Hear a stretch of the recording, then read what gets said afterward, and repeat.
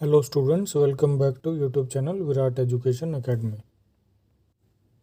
Students, आज के इस वीडियो में हम 12th क्लास के सोशोलॉजी यानी समाजशास्त्र के जो पहली बुक है इंडियन सोसाइटी भारतीय समाज, उसका चैप्टर नंबर 6 सांस्कृतिक विविधता की चुनौतियाँ, the challenges of cultural diversity, इसके कुछ इम्पोर्टेंट क्वेश्चन आंसर आपके साथ इस वीडियो में डिस्कस करेंगे जो frequently of and on exams में आते रहते हैं। तो ये सारे ही इम्पोर्टेंट क्वेश्चन हमने उठाए हैं, तो शुरू करते हैं आज का वीडियो। तो पहला क्वेश्चन है बच्चों, विभिन्नता में एकता से क्या अर्थ है। विभिन्नता में एकता से हमारा अर्थ है बहुत सारी विभिन्नताएं होते हुए भी सभी आपस में मिलजुल कर एकजुट जो है रहते हैं। जैसे हमारे देश में कई प्रकार की धर्म, संस्कृतियाँ, प्रजातियाँ पाई जाती हैं, यानी अलग अलग टाइप की, तो ये विभिन्नता हो गई। धर्म भी कई हैं, संस्कृतियाँ भी कई हैं, जाति जनजाति भी कई हैं, फिर भी ये सब एक दूसरे के साथ बंधे हुए हैं। भारत की विभिन्नताओं में जो एकता है वह किसी भी और देश में देखने को नहीं मिलती, क्योंकि बहुत सारी संस्कृतियाँ, जनजातियाँ और ये जो धर्म, जो खूब सारे धर्म जो हैं वो ज़्यादातर देशों में नहीं पाए जाते। तो इसलिए यह भारत की विभिन्नताओं में एकता कहीं और देखने को नहीं मिलती। अगला क्वेश्चन है, धार्मिक बहुलतावाद क्या होता है। अगर किसी जगह पर कई प्रकार के धर्मों को मानने वाले लोग रहते हों तो उसे धार्मिक बहुलतावाद कहते हैं। जैसे भारत में, तो भारत एक धार्मिक बहुलतावाद वाला देश है, क्योंकि इसमें कई प्रकार के धर्मों के लोग एक साथ मिलकर एक ही जगह पर रहते हैं। अगला क्वेश्चन है बच्चों, क्षेत्रीय विभिन्नता प्राचीन संस्कृति को कैसे बचाती है। तो यह ठीक है कि क्षेत्रीय विभिन्नता प्राचीन संस्कृति को बचाती है। अगर सारे देश की संस्कृति एक सी हो जाए तो अलग अलग संस्कृतियों की महत्वता ही खत्म हो जाएगी।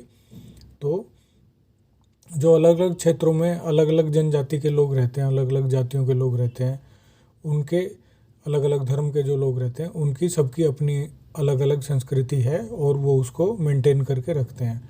अलग अलग क्षेत्रों में हम अलग अलग प्रकार के पहनावे, रहने सहने का ढंग, खाने के तरीके अलग, रीति रिवाज अलग, तो ये सारी उनकी अपनी संस्कृतियाँ हैं और उसी से हमें पता चलता है कि वह किस क्षेत्र का रहने वाला है, पहनावे से ही। जैसे हम हरियाणा के रहने वालों के पहनावे से उनको पहचान सकते हैं।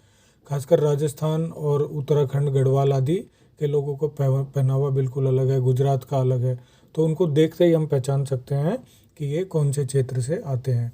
इससे संस्कृति भी महफूज रह जाती है। अगला क्वेश्चन है बच्चों, क्षेत्रवाद क्या होता है। भारतीय संदर्भ में क्षेत्रवाद का क्या अर्थ है।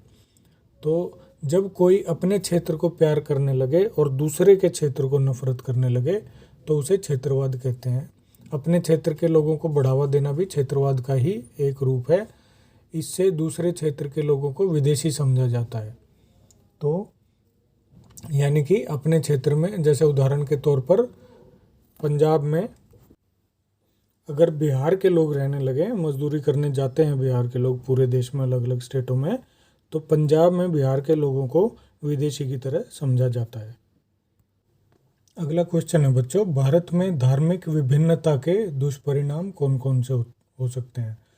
तो जो अलग अलग धर्मों को फॉलो करते हैं लोग, उसके कुछ नुकसान भी हैं, वो देख लेते हैं क्या क्या है। धार्मिक कट्टरवादिता, यानी कि अपने धर्म को ही सर्वश्रेष्ठ मानने का एक विचार मन में आ जाता है, उससे एक कट्टरवादिता बढ़ती है। दूसरा है विभिन्न धर्मों का विरोध, क्योंकि धार्मिक कट्टरता बढ़ती है इसलिए दूसरे धर्मों को अच्छा नहीं समझा जाता, उनको निम्न समझा जाता है, तो उनका विरोध बढ़ता है, अपने धर्म को ही सर्वश्रेष्ठ माना जाता है।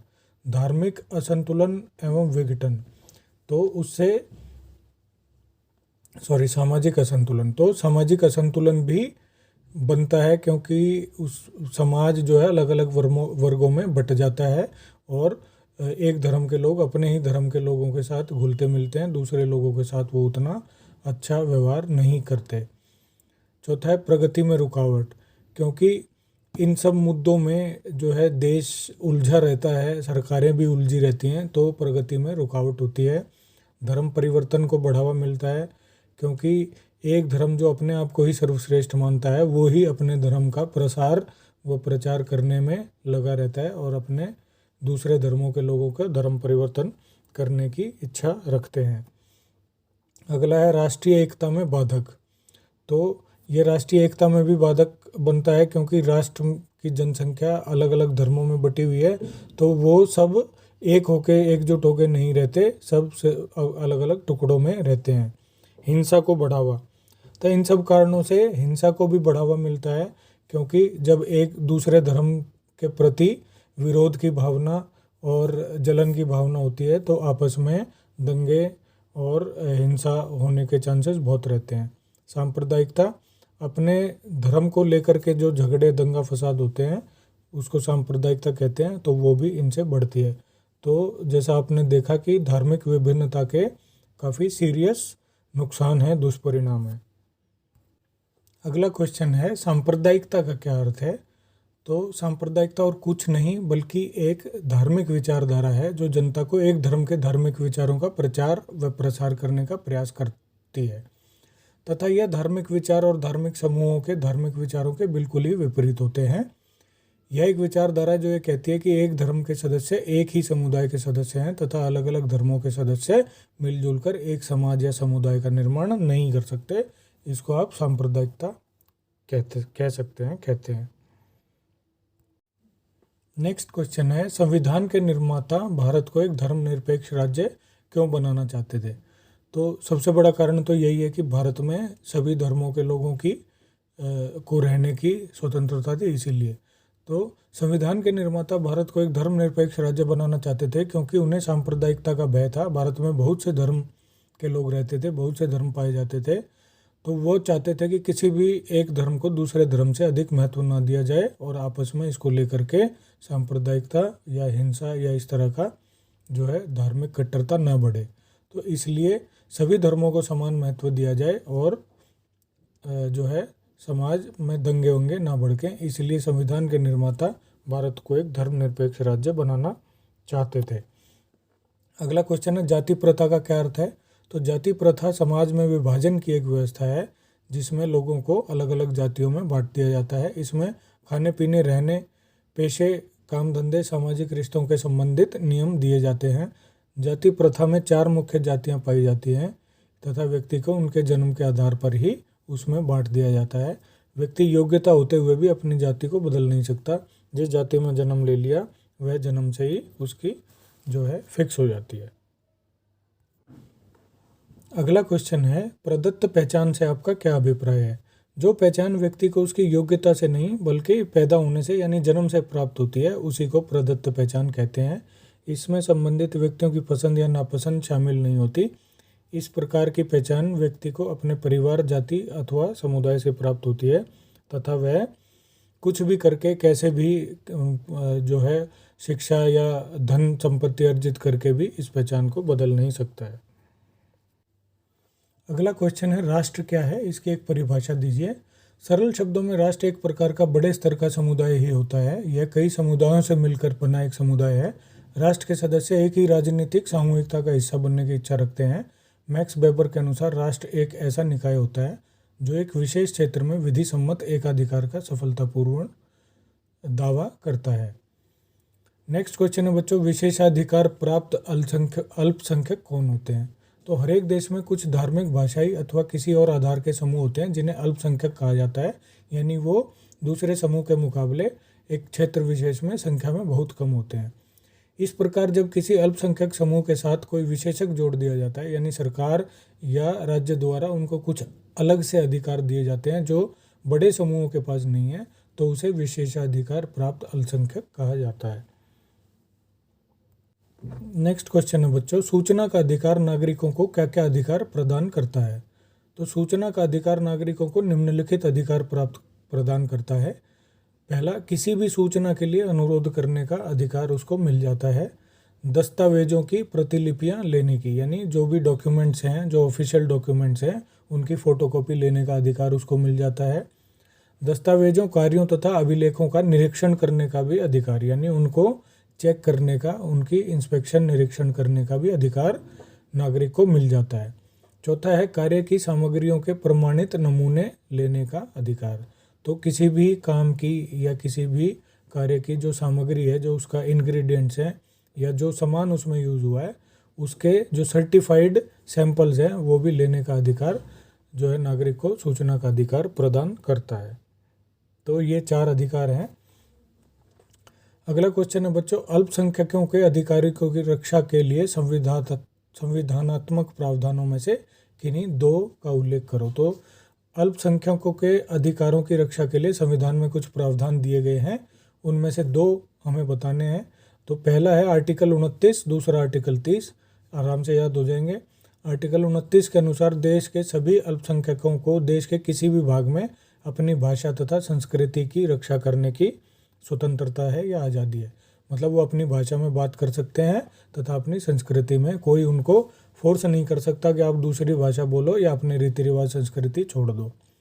आर्टिकल 30 के अनुसार सभी अल्पसंख्यकों को अपने शैक्षिक संस्थान शुरू करने तथा चलाने की स्वतंत्रता है। तो अपने अलग से शिक्षा के संस्थान यानी स्कूल कॉलेज वो चला सकते हैं। उदाहरण के लिए मुस्लिम समुदाय को मदरसे चलाने की अनुमति दी गई है। तो ये 2 आर्टिकल बहुत आराम से आपको 2 प्रावधान याद हो जाएंगे, आर्टिकल 29 और 30। नेक्स्ट क्वेश्चन है, भारत की सांस्कृतिक विविधता के बारे में बताएं अथवा सांस्कृतिक विविधता का क्या अर्थ है, यानी अलग अलग संस्कृति। भारत में कई प्रकार की जातियां तथा धर्मों के लोग रहते हैं, जिस कारण उनकी भाषा, खान पान, रहन सहन, परंपराएं, रीति रिवाज सब कुछ अलग अलग है। हर किसी के विवाह के तरीके, जीवन प्रणाली, यहाँ तक कि रोजगार, पेशे भी अलग अलग हैं। हर धर्म के धार्मिक ग्रंथ भी अलग अलग हैं, जिनको सभी अपने माथे से लगाते हैं। पूजन का तरीका भी अलग है। जिस प्रदेश में चले जाओ वहाँ का नृत्य भी अलग है। वास्तुकला, चित्रकला में भी विविधता यानी वैरायटी, डाइवर्सिटी देखने को मिल जाती है। हर किसी जाति या धर्म के अलग अलग त्यौहार तथा मेले हैं। सांस्कृतिक एकता में व्यापारियों, कलाकारों आदि का भी योगदान रहा है। इस तरह यह सांस्कृतिक चीज़ें अलग अलग होते हुए भारत में एकता बनाए रखती हैं।